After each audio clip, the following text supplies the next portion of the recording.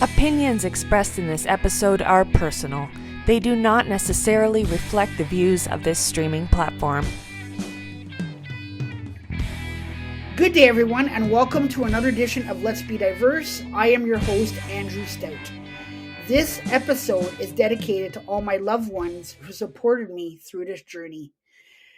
Recruitment is something that varies, and I find as I look up and read about stuff, I find that recruitment has become such a niche profession and skill.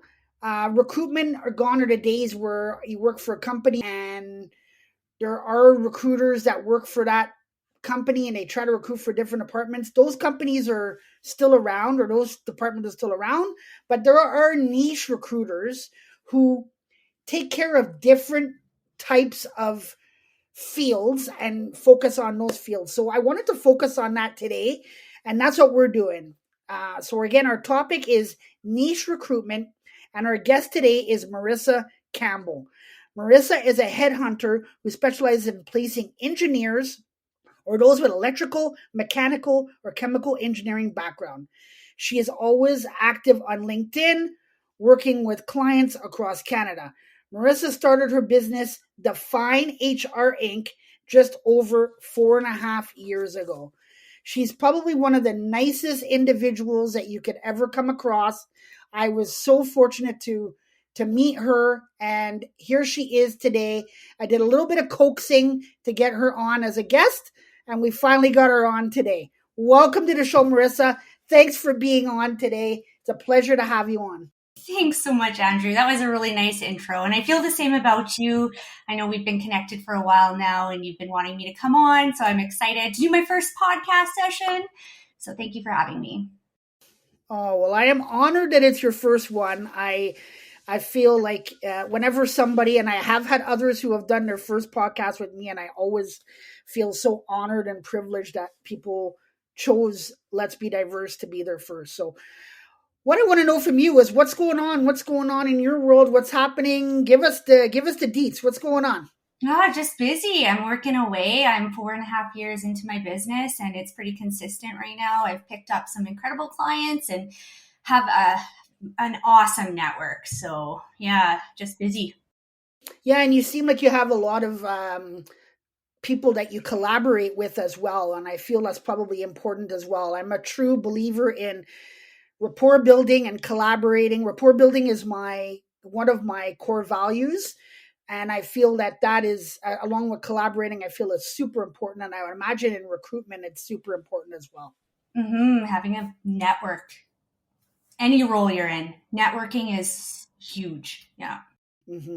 Well, I'm glad to hear that things are good. I'm glad to hear that the business is buzzing and people are calling you, and that it's always good for, especially when you got your own business and you're working for yourself to put food on the table. It's always good news to hear that for sure. So before we begin and before we get into the nuts and bolts of all of our podcast here and our discussion, I always have a fun question to get things going. Are you ready for your question today, Merissa? Yeah, I'm ready. Wonderful. So your question is quite simply, if you could make the ultimate sandwich, what would you put on it? Oh my gosh, the ultimate sandwich. I like spicy food, so it'd probably include some hot sauce. Chicken is a go-to for me. I'd have all the toppings like lettuce, tomato, bacon, and a little bit of mayo or ranch. That sounds like a pretty good sandwich. I never would have thought of the hot sauce. That's pretty interesting. You're probably one of the few people that would go for the hot sauce. So that's pretty cool. That sounds like a pretty ultimate sandwich. And would you say it would be like on like sliced bread, or would you like to have it like on a nice fresh bun? What would be your go-to? Actually, I prefer a wrap or a flatbread. Okay, a wrap is good too. How about you, Andrew? How about you? I would say mine would probably be the same. Would be a nice wrap with, I'd probably say chicken or roast beef. I'm not a lettuce guy, but tomato for sure. Maybe some pickles, mushrooms, olives, black green olives. So I'd probably dress it up pretty good for sure. Little bit of mayo, and I'm a mustard and mayo guy as well. So I like the mayo and the mustard together. Now I'm hungry. Well, yeah, me too. So thanks for having fun with me on that question. I really appreciate you doing that. Is something that I do with all my guests, and I just love doing that. Why don't we get this or kick things off with you telling us a little bit about you, your story, and your why? Yeah, so you did a pretty good job with the introduction. I am a headhunter. I specialize in placing engineers. So I help companies hire engineers or those with a specific background, electrical, mechanical, computer processing, some computer science. I'm very intentional with everything that I do. So we've met each other probably through my branding through LinkedIn. I am intentional about who I add to my network, what clients I work with. I do operate a bit different too, where I only work with so many clients at a time because I do believe quality and focus in recruitment is super important if you want to see success. So I have an HR background, have been working in the recruitment space. It's been 8.5, almost 9 years now. And I tend to think I'm a little bit on the advanced side. I'm a little bit nerdy when it comes to recruitment. So this is the area that I really find I thrive in. Then on the personal side, I can add a bit more. I'm originally from Saskatchewan. I live out in the mountains on a ski resort, in a ski resort. I have an amazing family. I have a 19-month-old baby boy, and he's not even a baby anymore. And I'm just living the good life. Yeah, pretty happy. I love that story, and I love when you said that you're very intentional and you only work with a few clients at a time. I love that because I do speak to a lot of recruiters, and they do take on a lot of clients, and I feel like you know what that could be. You know, in some cases, I guess it's good because you got a lot of clients, a lot of a lot of funds are coming in. But the other thing is what I don't I'm not crazy about is the fact that you kind of like going to a restaurant, Merissa, where you go into a restaurant, you sit down, and they bring you the menu, and there's like 40 some odd items on the menu, and you look at it and you go, okay, well, that's awesome. You have all this stuff, but what do you guys specialize in?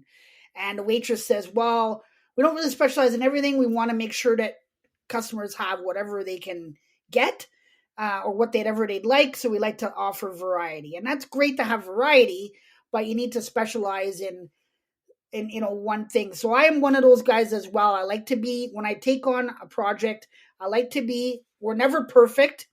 We never solve it, or we never become perfect at it. But I feel like I like to be at the point where I feel comfortable doing that task or that thing, and then I can feel like I can move on to the next thing. But before that, that's my sole purpose. So I could see you doing that, taking on these clients and making sure you're giving them your all and your full attention.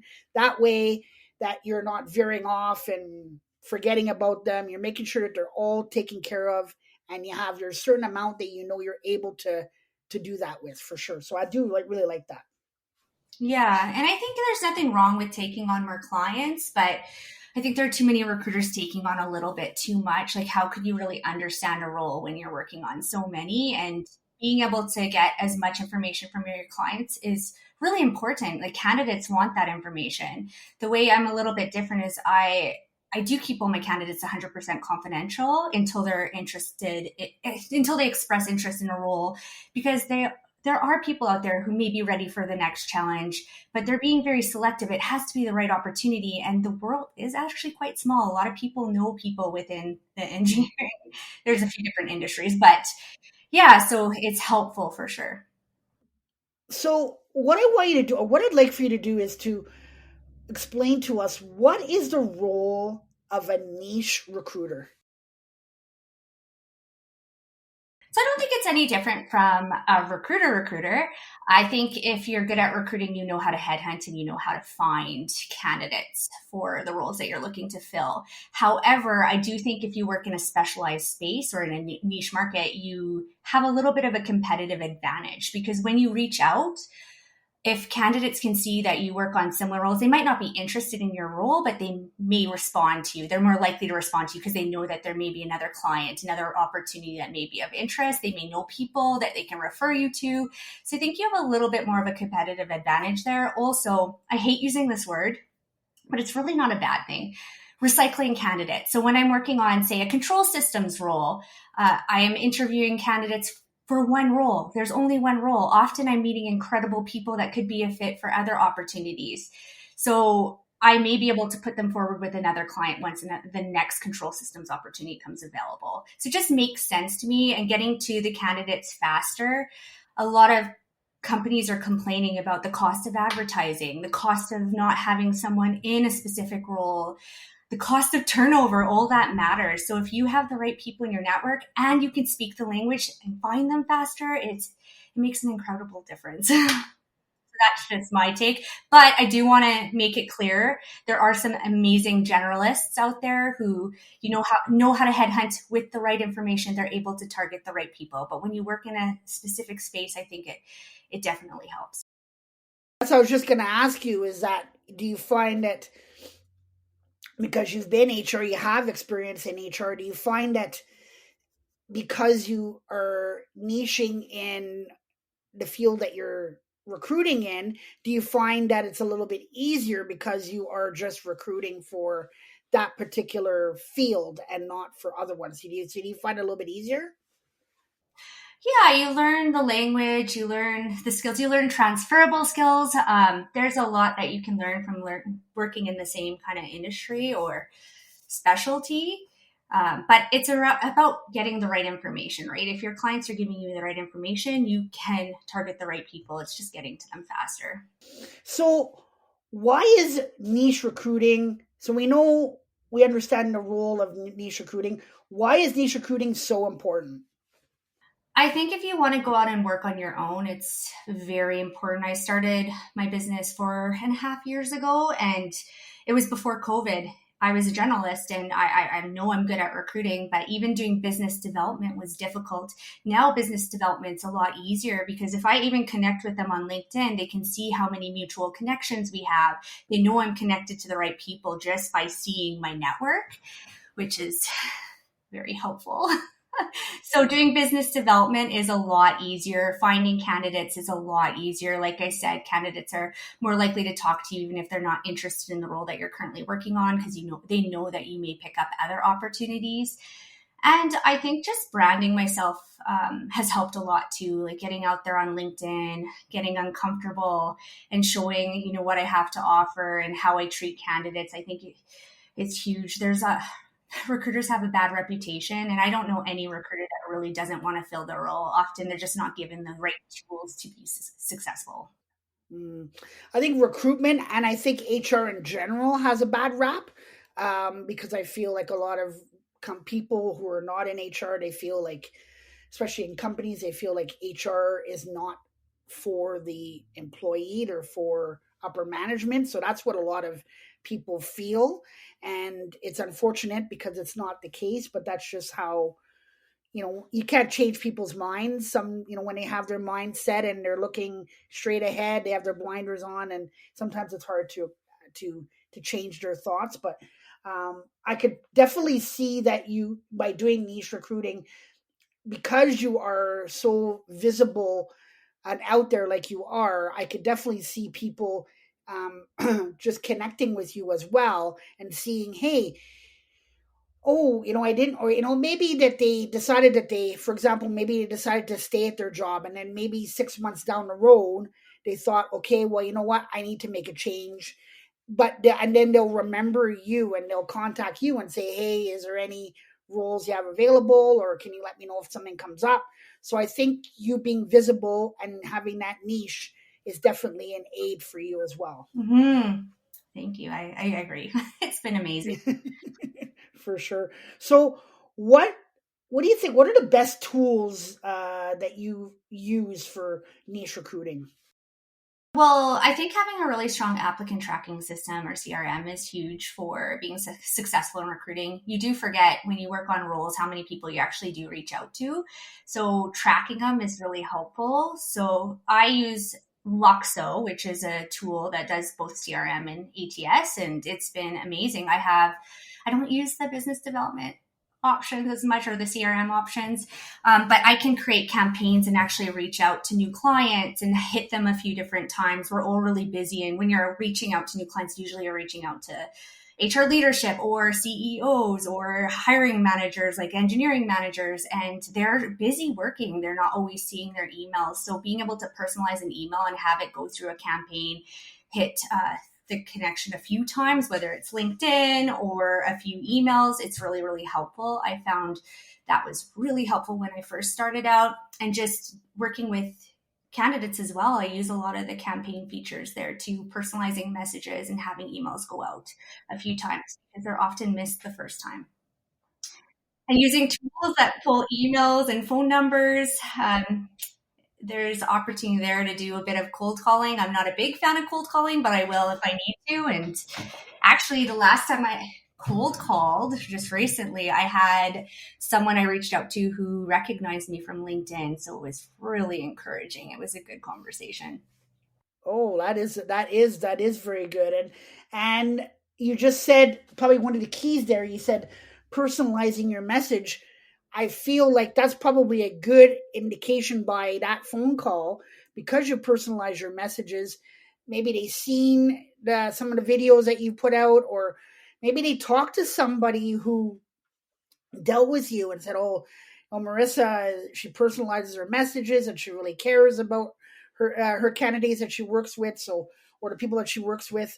So I think word of mouth when you're building rapport is super important as well. And then just to add on, I think tools, it'll depend on who you are and what kind of tools you like. For me, I like using video marketing. So I use Loom Video. I use Subtitle to help, create some of my posts.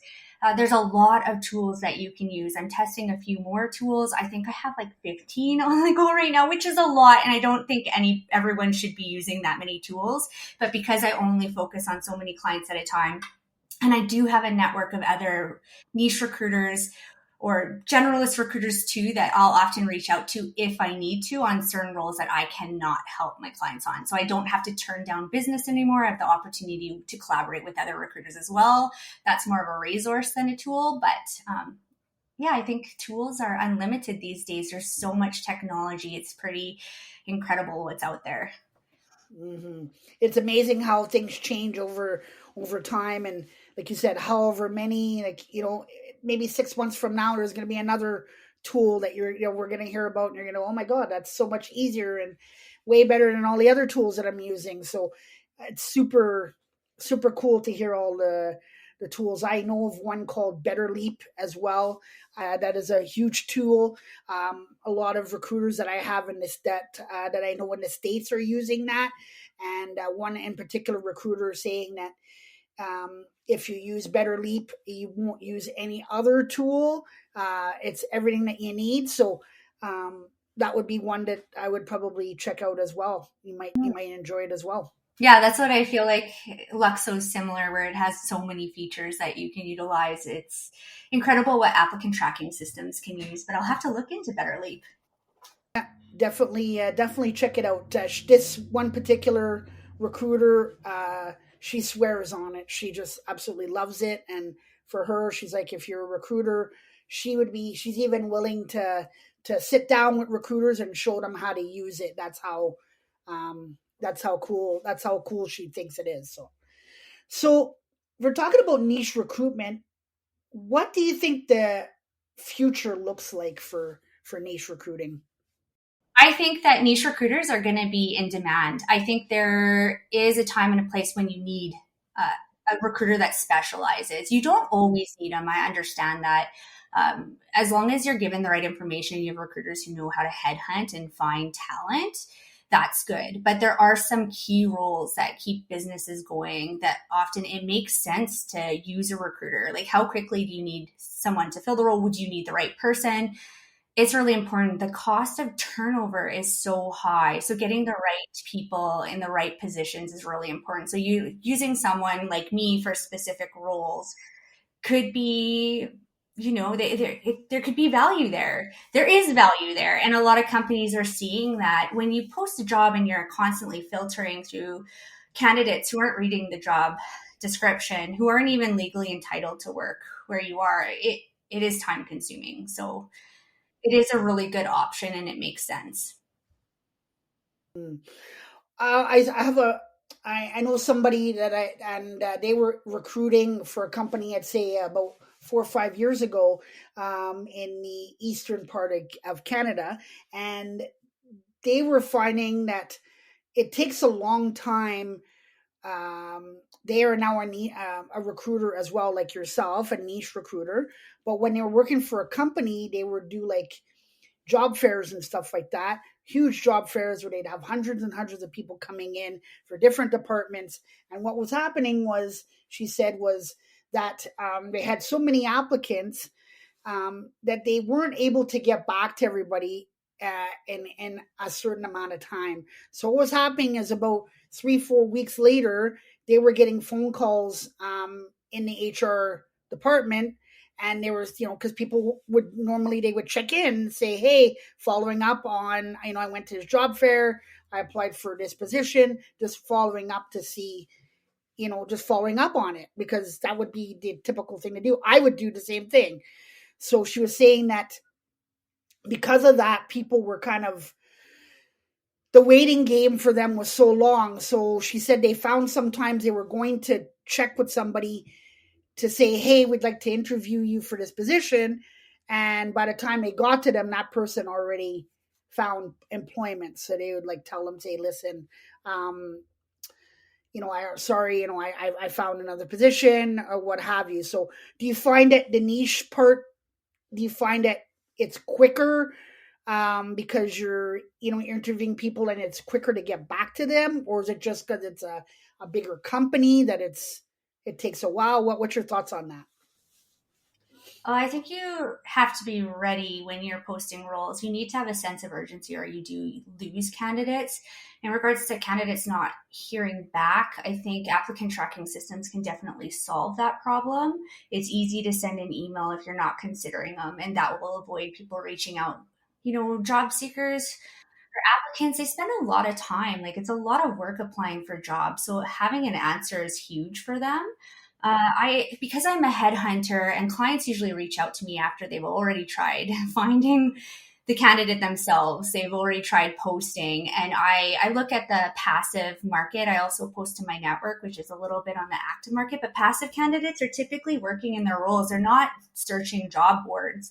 They may be ready for their next challenge. They may be thinking about it, but most people are busy working in their roles. The last thing they want to do is go home and apply for jobs. It is tedious work. So it was interesting to me when she had mentioned that to me.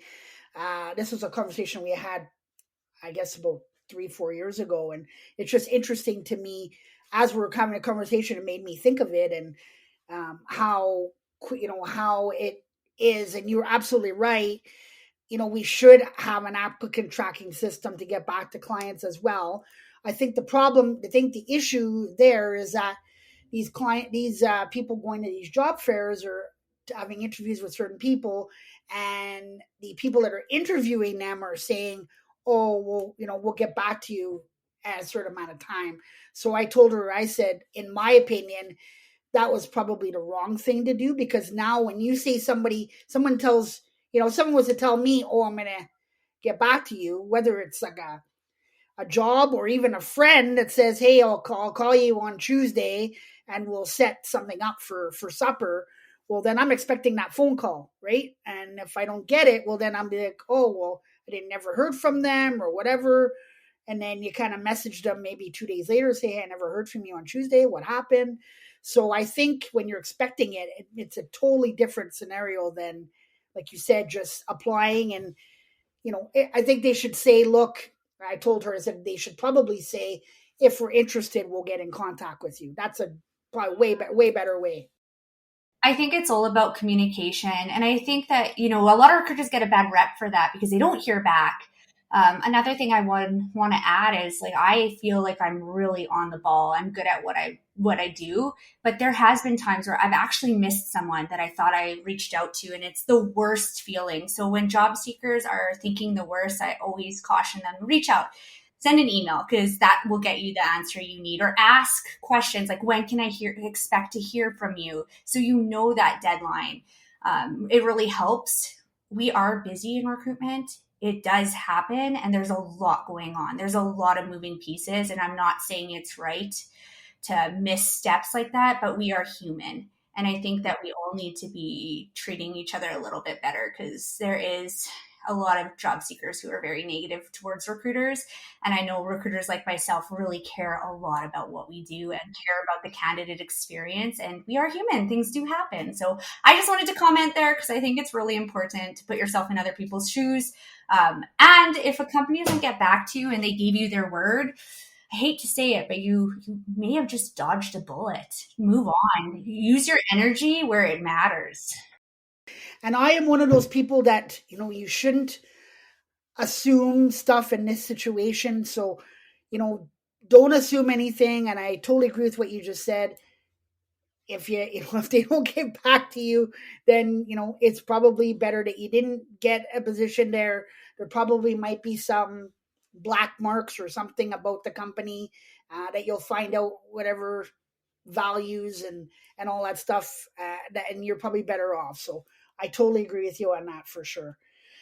Merissa, if you could choose one word to describe yourself, what word would that be? Well, the word that comes to my mind is tenacity. So tenacious. I'm someone who's determined, committed, and never gives up. My husband and I were just talking about this the other day, and he's like, "Are you sure you want to use that word?" And I'm like, let me check with ChatGPT. And that's actually the word that came up. So tenacity is huge. I think it's really important if you're dedicated to what you do. And that's definitely. I love that word. So you could probably tell your husband that I think it was a great word. And the reason why I like that for you is because a tenacious recruiter for me is somebody who wants to make sure that you're taking on a candidate, or they're taking on a company and are looking for a great person for that company. We need to be tenacious to make sure that we are finding the proper person, whether it's the proper person for the company or the proper company for the individual. So we can't be just lackadaisical on that. I think we need to be a little tenacious on that. You can tell him that I didn't agree with him. I feel like that's a pretty good word for you. I would probably also give you humble, because I really feel like you are a very humble individual. And I see people writing stuff to you also on LinkedIn, and you kind of like, you take the compliment, but you throw one right back. And that's a humble person to me, because some people would just take that compliment and go, well, yeah, I'm, you told me I'm awesome. Well, yeah, I am awesome. But you take that compliment, you're very humble, and you like, well, thank you very much. However, you are also like that, whatever. And you've done that with me too. So I feel like that is a humble individual in my mind for sure. Thanks, Andrew. I think it's just good to encourage each other. Like, I'm not perfect. I'm still figuring it out. I've only been 4.5 years on my own. I have learned so much in my entrepreneurial journey so far, and I'm still figuring it out. I'm very confident in what I do, and I definitely add value to my clients. But yeah, we're all working. We're all trying to do our best. So I think encouraging others, and you don't have to agree with everything I put out on LinkedIn. It's okay. Often it's just an opinion, and it could be changed too. So I think we're all unique in our own ways, and our perspectives are all so different. I totally agree with you. I feel like and I always say this to people, that the moment that I feel like I've reached it, or I don't need any assistance, that's when I feel like I'm going to find myself, or that's where I feel like people will find themselves in trouble. So you said it before, and I agree to 100%. We're not perfect. And I feel we need to be lifelong learners. Like you said before, things change. Things in recruitment are changing probably all the time. So you're never going to be at a point where you say, oh, I got everything under control. I know it all. You're just talking before about trying different systems to help yourself out. So that just tells me that you're a learner. You're trying to figure it out, and you're trying to trying to continue to be better. And that's what a leader is, for sure.